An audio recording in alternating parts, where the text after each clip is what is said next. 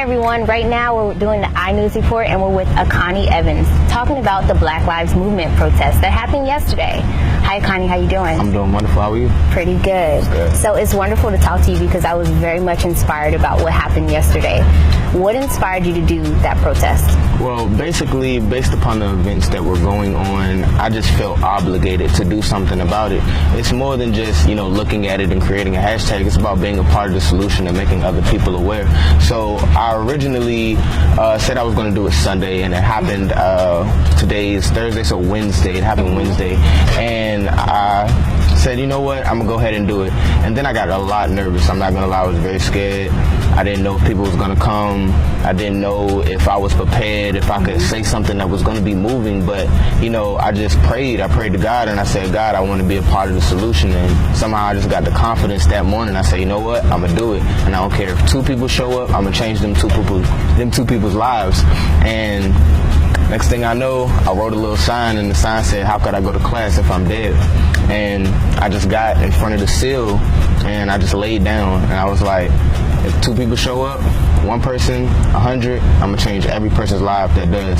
And I was laying there, I seen people sitting down with me, and I just started to get confident. I was praying to God, and I was like, give me confidence.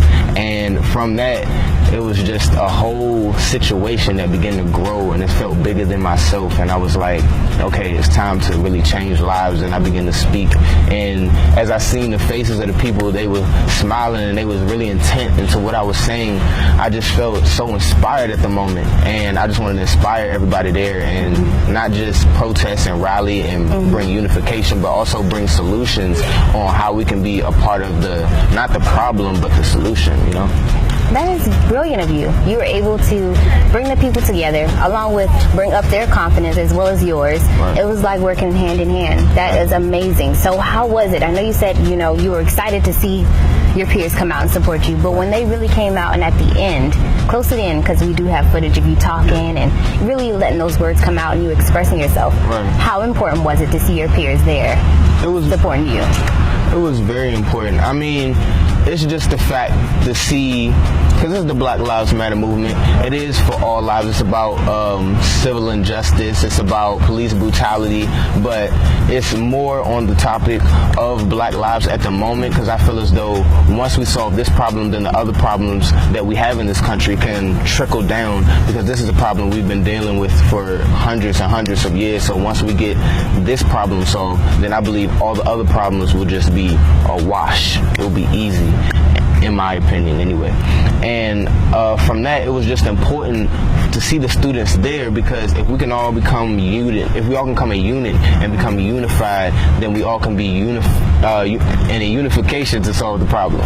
That's very correct. Very true, very true. And I noticed that while you were talking, people had their phones out, and we know now is a global era, a digital era. Yeah. Everybody has their phones, everybody has tablets, everybody has all this access to the internet. And for somebody to take out their phone and record you as well as your fellow peers, and that to go viral, how big was that for you? Like, I know you was like, wow, not only did I change this FSU place, but people could see me from all around the world. How did that make you feel?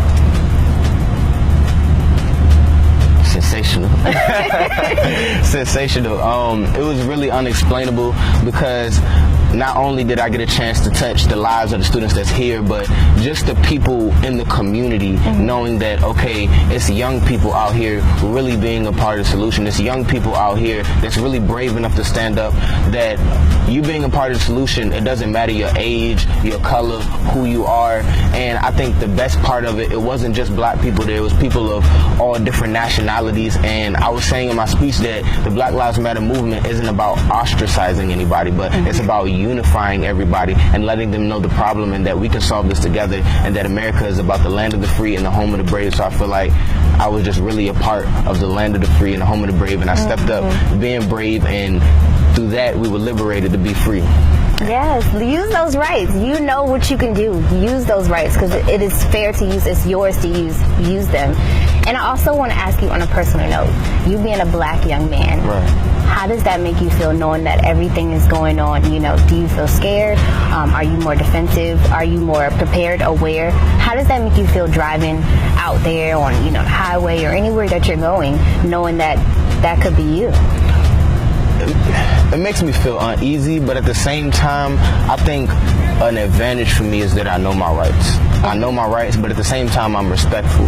So I believe that cuts down on any confrontation. At the same time, you never know what can happen, but I know the fact that, if I do what the police say, and at the same time, I'm not doing anything wrong and I still know my rights, then I feel like I still have a better and fighting chance. But it's still at the same time, it makes me feel uneasy, and that's why we have to keep protesting, we have to keep rallying together, and we have to keep letting people know what they can do to be a part of the solution.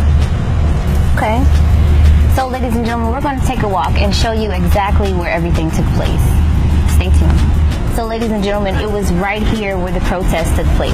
Many peers laid down and help support you. Right. What can you do as an individual to help black people? I think what I can do individually on both sides is one, getting my education. That's what I can do first, and then encourage people to get that education, go to college, graduate. That's one thing. Then after that, for Black Lives and due to the situations of everything that's going on, I can definitely say go out to the polls and vote, and not just vote on a presidential level, but vote on a smaller level, district attorney and different small positions like that, vice president, different things like that. If you vote on the smaller levels and on the state levels, then those are the things that really matter if you want to change the judicial system and everything that's going on. Yeah. Okay, well, I want to thank you for being here with us. And ladies and gentlemen, we're here with Akani Evans. And of course, I'm Noel Williams, and this was your iNews Report.